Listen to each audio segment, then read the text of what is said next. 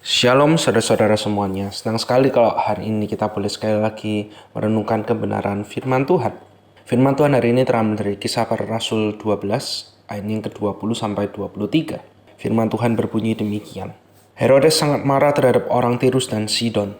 Atas persetujuan mereka, bersama mereka pergi menghadap dia. Mereka berhasil membujuk Blastus, pegawai istana raja, ke pihak mereka. Lalu mereka memohonkan perdamaian, karena negeri mereka beroleh bahan makanan dari wilayah raja. Dan pada suatu hari yang ditentukan, Herodes mengenakan pakaian kerajaan, lalu duduk di atas tahta dan berpidato kepada mereka.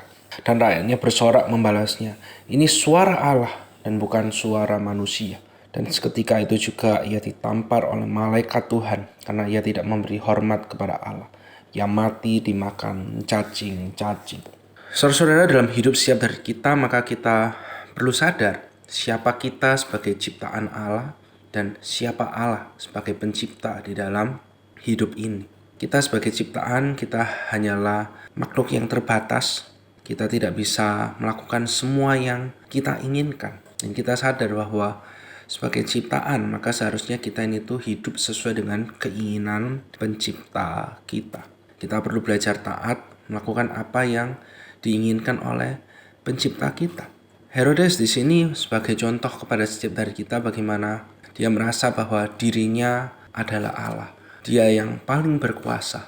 Apa yang dia inginkan, yaitu yang harus terjadi. Di sini kita melihat suatu akhir hidup dari seseorang yang merasa dirinya adalah Allah. Bagaimana Allah menghukumnya. Bagaimana Allah akhirnya memberi suatu pelajaran untuk mengingatkan bahwa pada intinya ciptaan hanyalah ciptaan. Manusia terbatas hanyalah manusia terbatas saja, tidak bisa ngapa-ngapain. Kalau sang pencipta berkata A, ya itu yang akan terjadi. Maka itu mari sama-sama kita pikirkan kehidupan setiap dari kita. Kalau kita hanyalah ciptaan, maka kita belajar untuk hanya bersandar kepada Allah, sang pencipta, yang menciptakan hidup kita. Dan yang terlebih lagi, yang menebus hidup kita di dalam Kristus. Dan ketika kita sadar bahwa hidup kita telah ditebus di dalam Kristus, maka sudah seharusnya setiap hari kita belajar untuk sepenuhnya taat, melakukan apa yang menjadi kehendak Kristus. Biarlah hari ini, khususnya sepanjang tahun 2025, ini menjadi suatu tema besar yang terus mengingatkan setiap dari kita bahwa kita hanyalah ciptaan.